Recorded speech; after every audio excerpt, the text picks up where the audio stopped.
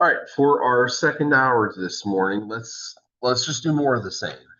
Um, let's go through some more practice problems. Let's just get more exposure to the idea.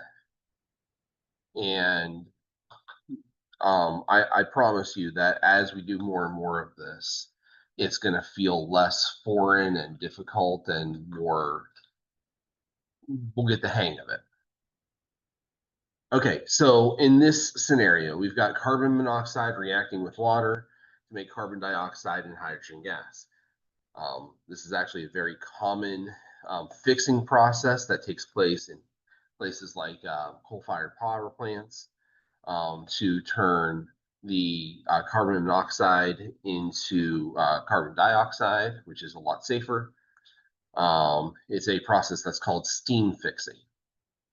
And if we can ever find a way to reliably trap the hydrogen gas that comes off of it, that would be even a better boom for other industries in the fuel industry, because the hydrogen gas would be a notable source of energy for fuel cells or for hydrogen powered engines or anything else of that matter.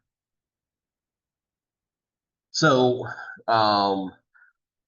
we're told that the equilibrium constant for this reaction is 10 at 400 Celsius. And this reaction does have to be run at high temperatures to get the reaction to run.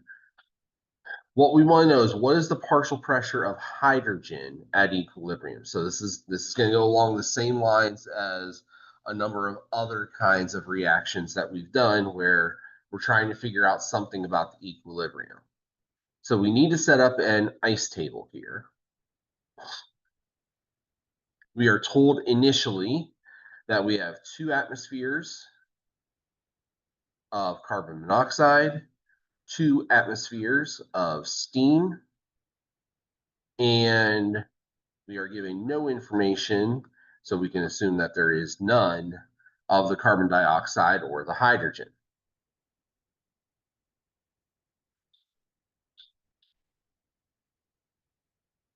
So again, we're in a situation where we have 0 product, so we are going to lose reactant. We are going to gain product. How much do we lose? Well, stoichiometry is 1 to 1 to 1 to 1 here. So 1 portion of carbon monoxide, 1 portion of water are lost, 1 portion of carbon dioxide, and 1 portion of hydrogen are gained. So at equilibrium,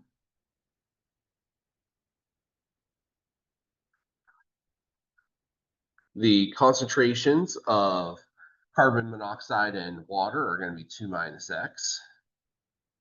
The concentrations of carbon dioxide and hydrogen are going to be just X.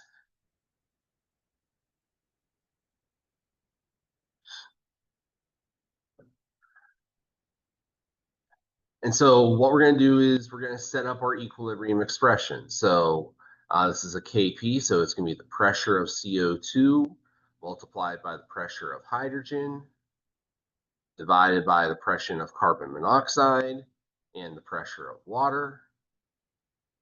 And so we set that up. 10 is equal to X times X over 2.00 minus X times 2.00 minus X.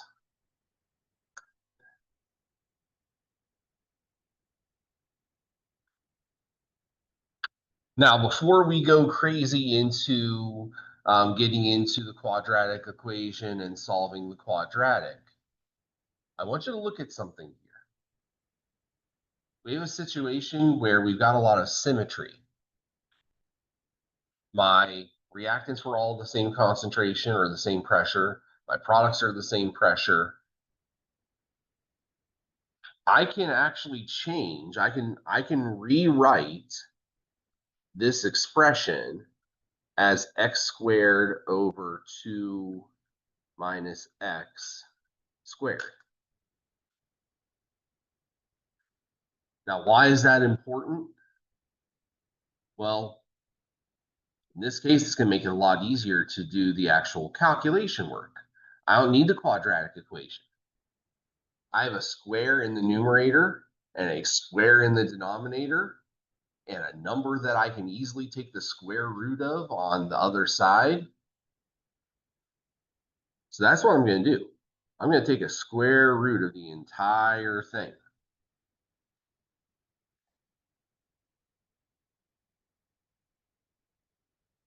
So what that leaves us, the square root of 10 is equal to x over 2 minus x. Algebraically speaking, we're back on normal terms. This is just a simple solve for x algebra 1 kind of problem, as opposed to an algebra 2 quadratic. And I can live in that world pretty easily. So I just need to do the math. So square root of 10 times 2 is, just gonna keep this going over here, 6.32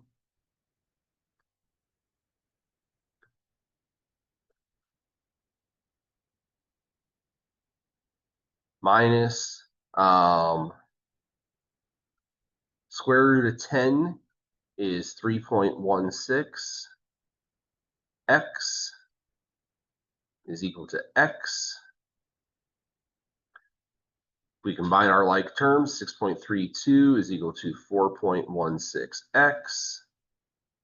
Divide each by 4.16. 6.32 divided by 4.16 is 1.52.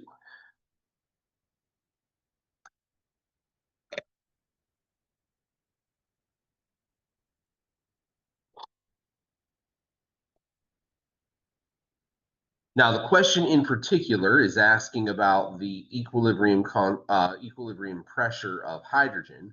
We just solved that. It's x, 1.52 atmospheres.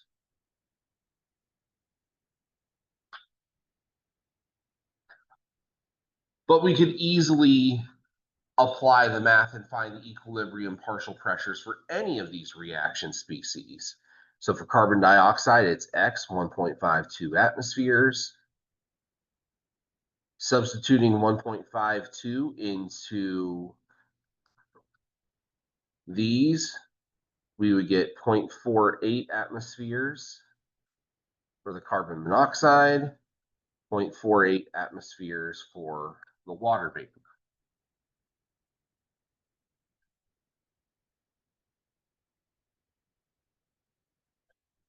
And just like before, if we wanted to make sure that we are on the right track and that our numbers here are reliable, we could plug all of those numbers back into the equilibrium expression and see if we get something around 10. So 1.52 squared divided by 0.48 squared, we get 10.03. So pretty much right on the money.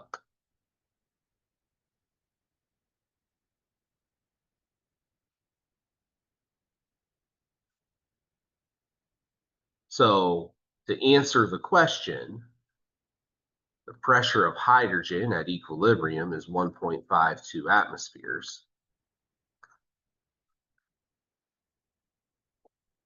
But we can understand that we can do so much more with that information than just answering that question. And we could answer any sub-question that might come from that, whether it was being asked what the concentration, the pressure of the carbon monoxide was, or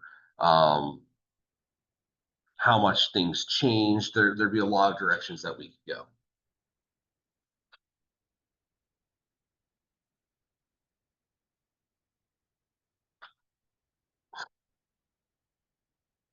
All right, any questions with this one? So I presented this particular example. This is kind of a cheat code example. And the reason is, one way that um, textbook publishers and test writers love to make things look a lot more complicated than they are is to pose questions like this, where it looks like there's a lot of different variables that are all being kind of juggled at the same time. But if you look closely at the math of it, you realize that there's symmetry there and that you can simplify the expression before you ever get to the actual number crunching. And so, in some ways, nefariously, they want you to look at that, freak out that it's a quadratic equation, and spend way more time on it than you need to. But if you're paying attention and you look at it, you go, well, wait a second, square up, square down, no variable on the other side. I can do a mathematical maneuver here and relieve a lot of that extra work.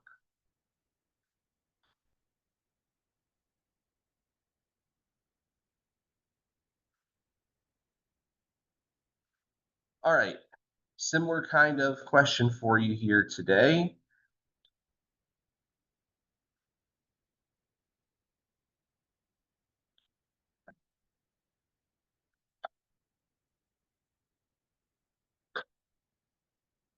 We've got a reaction between bromine and iodine to make iodine monobromide. This time, notice that the iodine is in the gas phase, not the solid phase. So we are going to have to include it in the equilibrium expression. We're told that the equilibrium partial pressures are 0.315 atmospheres for bromine, 0.129 atmospheres for iodine. What we want to know, what is the equilibrium partial pressure of the iodine monobromide? So go ahead and try to work on that, and we'll come back in a few minutes and talk about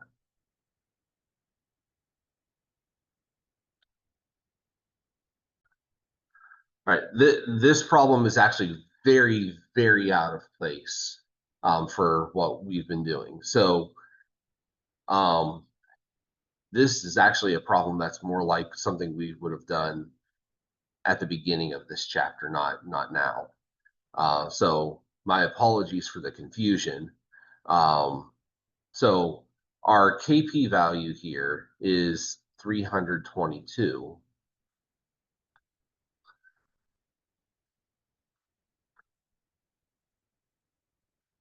And we know that KP would be equal to the pressure of IBR squared. And we can't forget that. We can't forget that in addition to, we've been talking a lot about 2x's and 1x's and 3x's. We have to remember that the stoichiometry also carries over to the exponent as well.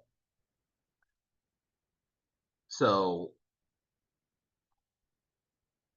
it would be equal to the pressure of the product squared divided by the pressure of the bromine and the pressure of the iodine. So 322 would be equal to this pressure that we do not know yet, squared, divided by, since these are equilibrium partial pressures, we can insert them directly into the problem here. So 0.315 atmospheres and 0.129 atmospheres. And you really don't need the unit there because it's going to come out anyway.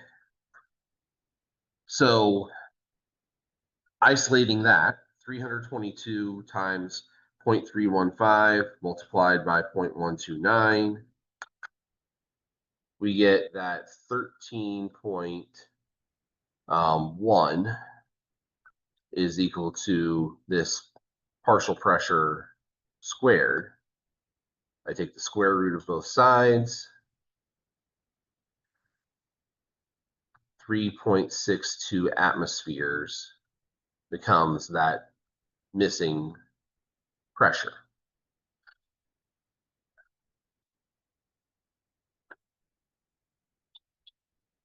And so, I even got caught up in this. My mind immediately went to ice table and finding x and solving a quadratic. And in this case, it's none of those things. This is something we should have been doing yesterday, probably. Which it begs the question for why is this the last question in the slide deck questions for Top Hat for this chapter? But that's a different question that really only I can answer because I kept it here.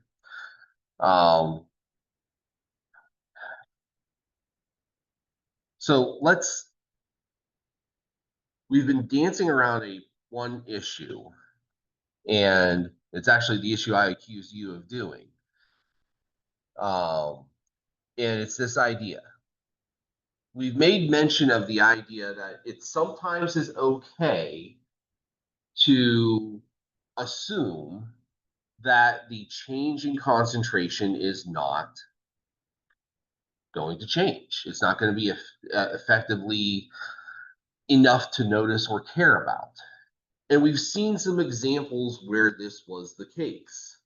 Go back through some of the problems that we have done, and we will see, like in this one, the change in X for the iodine monobromide was practically nothing. We went from 0.5 to 0.498.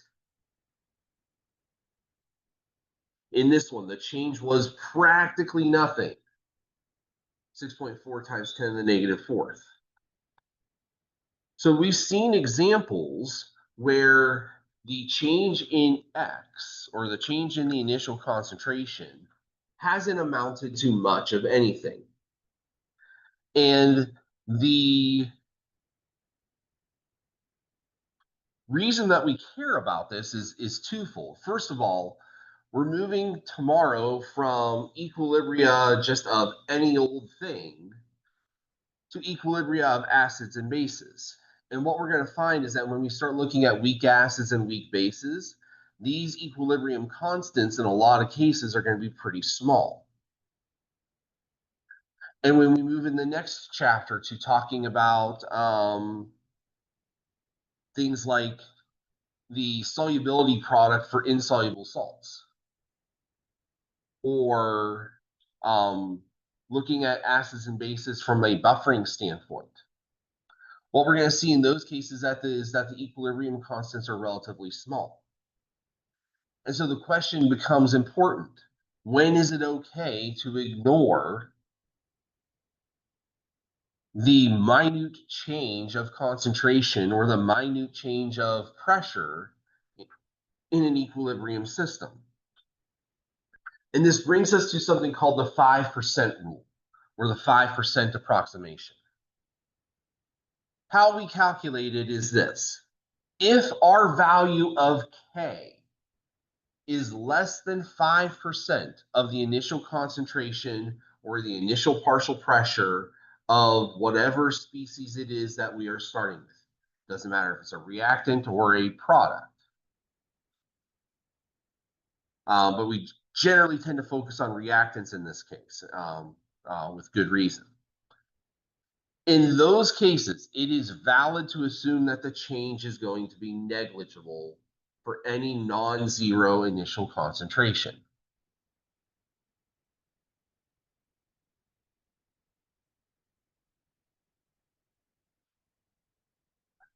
Now, some general rules of thumb here provided by your textbook. First of all, if our value of K has an exponential of 10 to the negative fifth or lower, so 10 to the negative fifth, 10 to the negative sixth, seventh, eighth, and so on, it's a generally good assumption that it's going to go that way. But regardless, the easiest thing to do is just to do the calculation comparison. And what that calculation comparison looks like is you take K, you divide it by the smallest concentration that you start with, you multiply that by 100%. If this value is less than 5, then you can make that assumption.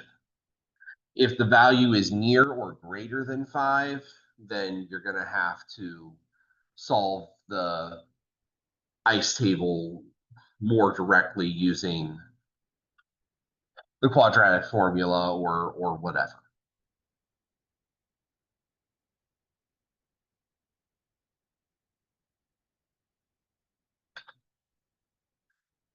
So let's take a look at this in action. And so here we actually have an example of this. Is one of the kinds of equilibrium problems that you're going to be tackling next chapter. Here we have the equilibrium of an acid reacting with water to make hydronium ion and the acetate ion. The equilibrium constant for this reaction is 1.8 times 10 to the negative fifth. And the question is, what is the equilibrium concentration for all equilibrium species if we start with a 0.67 molar solution of the acetic acid? So if we set up our ice table here, we can recognize that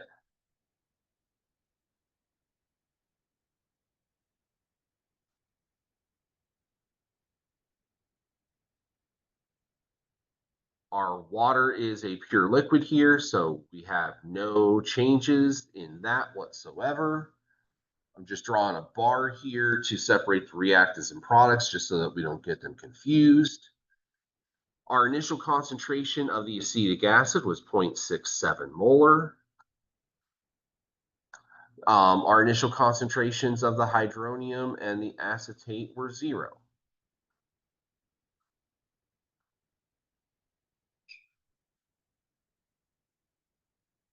So since we don't have any of the products, it's safe to assume that we are going to lose a portion of acetic acid and gain some amounts of hydronium and acetate. Since the reactions here are 1 to 1 to 1, I'm going to lose one portion of acetic acid, gain one portion of hydronium, gain one portion of acetate. And so at equilibrium, 0.67 minus X, X for hydronium, X for the acetate ion. Now, here's where the 5% approximation can come in handy for us. Because what we can do is, if we set this up the normal way, 1.8 times 10 to the negative fifth is going to be equal to X times X over 0.67 minus X. We're well on our way to a quadratic formula here, because I'm going to have an X squared term, and I'm going to have an X term, and I'm going to have a non-variable term. I'm going to have an A, B, and a C here.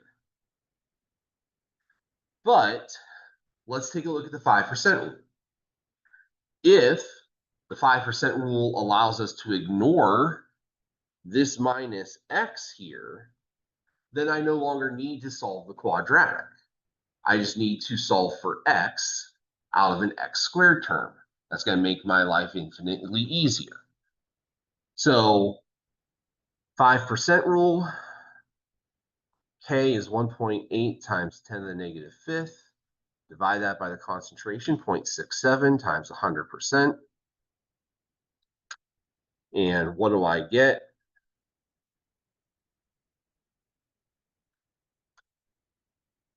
I get 0.0027, well below 5. So I'm on pretty safe footing to ignore that minus X term and proceed without it.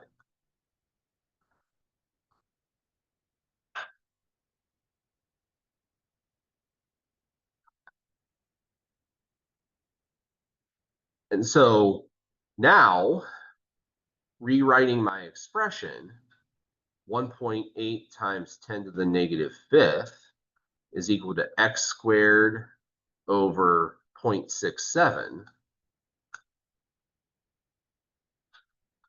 I multiply both sides by 0.67.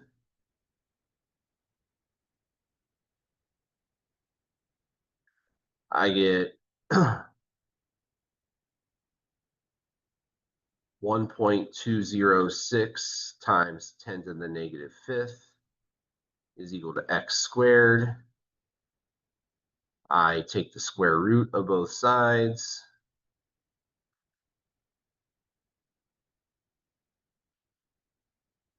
And now is where I apply the sig figs. So to two significant figures, x is 3.5 times 10 to the negative third molar.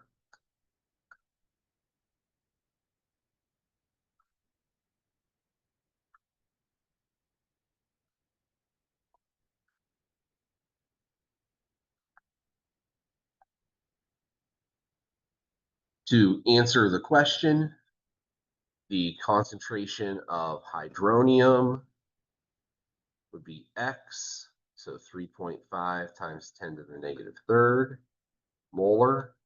The concentration of acetate would be x, 3.5 times 10 to the negative third molar. The concentration of acetic acid would be 0.67 minus that, 0.67 minus 3.5 times 10 to the negative third,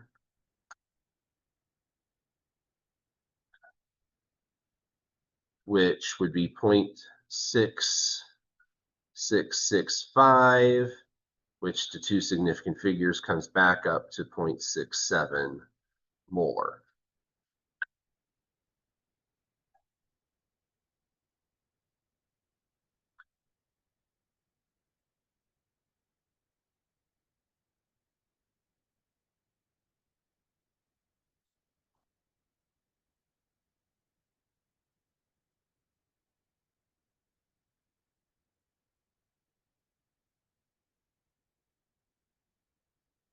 And so you could go back to some of those other examples that we did and see that the 5% rule could have been used instead of the quadratic formula in some of those cases. Now, one really important note, the reason why this works is we are starting with all reactants and our equilibrium constant is reactant favored. Now, we could flip the logic on this and go the other direction as well. If we are starting with all products and our equilibrium constant is very product favored, we would essentially have the same thing happening. And that's more or less what happened in this one. 280 was our equilibrium constant, and we were starting with all product. So in that scenario, we could have done the same 5%. We would have just had to flip it around. Instead of K divided by concentration, you'd have to do concentration divided by K. And if you did that, 0.5 divided by 280 times 100 would give you 0.18. So less than 1% still. In that scenario, it works out pretty well.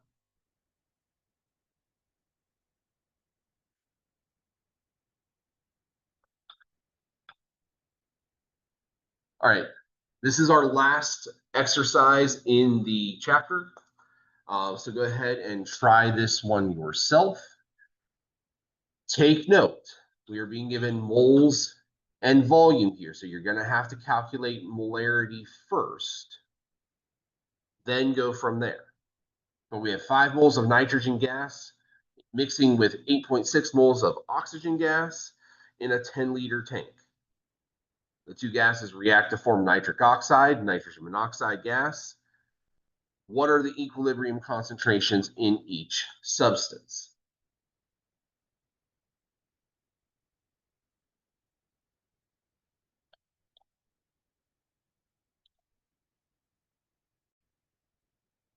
So the first thing that we're going to want to do is we're going to want to set up our ice table.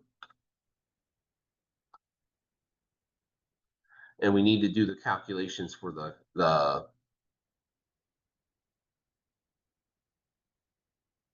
concentrations here. So we're talking about 5 moles of nitrogen in a 10-liter tank. So 5 divided by 10 is 0.50.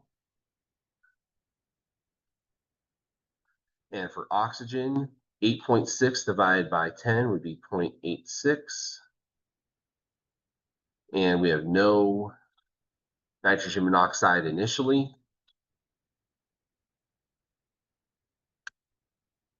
So fill out the ice table. And then since our K value, 4.1 times 10 to the negative fourth, is relatively small, see if the 5% approximation can be used to make this an easier calculation. All right, let's see how we did. So if this is my initial condition, so before I can even start thinking about 5% rule or anything like that, I need to fill out the rest of the ice table so that I know where I'm starting from. And so since I know that I'm going to, the reaction is going to shift this way toward the product,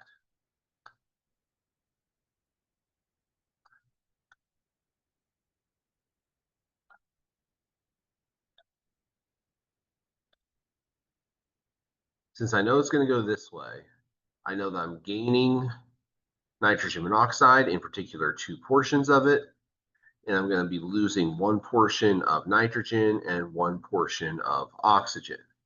So at equilibrium, it would be 0.5 minus x, 0.86 minus x, and 2x. Now we want to look at, can we ignore those x terms in the reactants? So for the 5% rule, 4.1 times 10 to the negative fourth divided by the lower concentration, 0.50, times 100. And I get 0.082. So well within our 5% boundary, I can ignore the minus x terms here. So thanks to the 5% rule, we're going to forget that this exists. We're going to forget that this exists. We can't ignore this. Now, why do we use the smaller concentration? Well, we're kind of setting up the worst case scenario. If anything's going to be affected by that change in concentration, it's going to be the smallest concentration. And so if we can prove that it won't be affected, then obviously we can prove that the other ones aren't going to be affected either. So we can change then. So 4.1 times 10 to the negative fourth is equal to 2x for the nitrogen monoxide quantity squared, divided by the concentration 0.50 and the other concentration 0.86.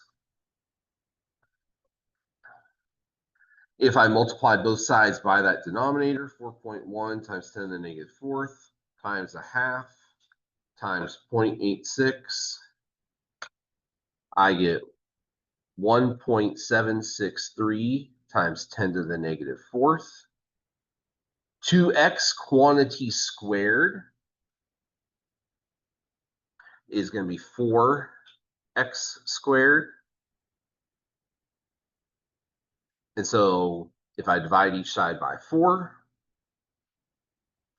I get 4.4075 times 10 to the negative fifth for x squared, square rooting both sides.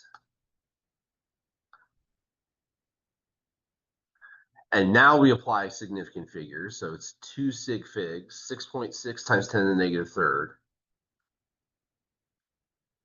And it would be, these are concentrations, so this is molar. That would be our x value.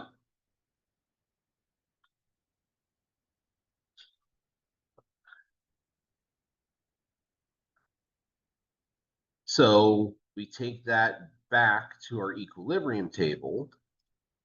And so our concentration for nitrogen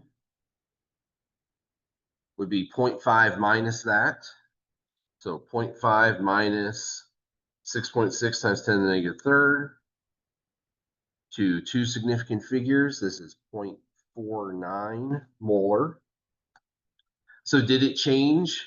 Yes. Did it change enough to probably care about? No. We can always go back and double check against, we can plug those values back in and see at the end of this. The concentration of oxygen, 0.86 minus 6.6 times 10 to the negative third. The 2 sig figs, we get 0.85. And for the concentration of nitrogen monoxide, we're going to double this value. So 6.6 times 10 to the negative third multiplied by 2. We get 0.013 molar.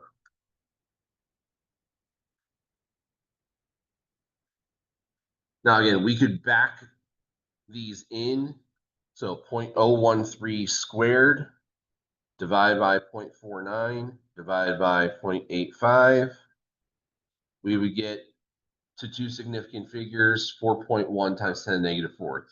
Actual values 4.057. So slight variance, yes, not enough to really care about. Certainly within what we would call experimental error. So does the 5% rule work? Absolutely. And it can save you a ton of time when you use it properly. Now, when you don't use it properly, when you apply it to situations where it does not apply, it can get you into a lot of trouble very quickly. But usually, and this is the real key, usually you're able to see that. So if you apply the 5% rule and you end up getting an X value that's like 0.17, hold on a second, 0.17, that's a third of my concentration. That's not an insignificant value. I might need to go back and look at this again.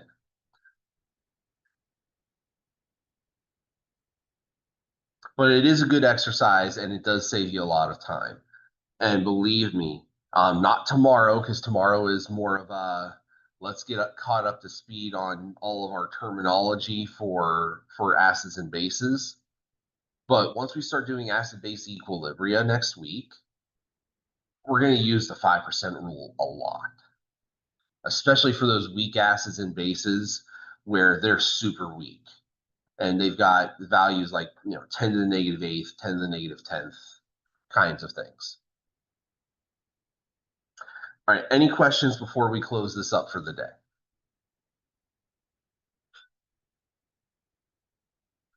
All right, so you've got that last homework assignment that's due this evening, and then we're going to spend time. The equilibrium skill builder tomorrow is going to give us more of that practice that we probably are wanting and needing, and we can use that time to ask more questions as they come up.